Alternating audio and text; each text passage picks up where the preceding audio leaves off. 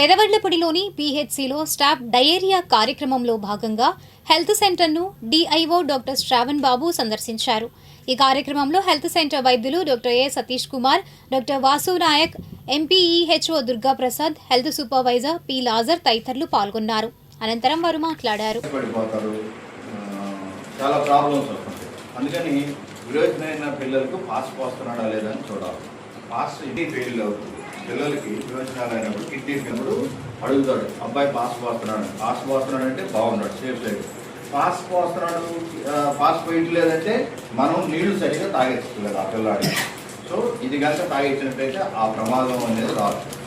పిల్లాడు కనుక ఇంకా ఎక్కువగా విరోచనాలు ఈ నీరసపడిపోతుంటే వెంటనే డాక్టర్ గారి దగ్గర తీసుకురావాలి. అవసరమైతే సెలైన్ ఎక్కిస్తారు. ఓకేనా? మీరు అశ్రద్ధ చేయదు. సో విరోచనాలు అయినప్పుడు ఏం చేయాలి? జాగ్రత్తలు.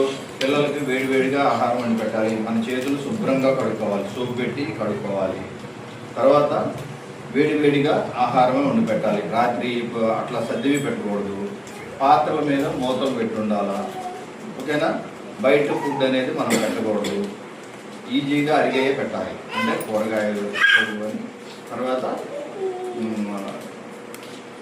ఈజీగా ఎక్కువగా ద్రావణాలు ఇవ్వాలి. ద్రావణం అంటే మజ్జిగ, మంచినీళ్ళు, కొబ్బరి నీళ్ళు, నిమ్మరసం ఇలాంటివి ఇవ్వాలి.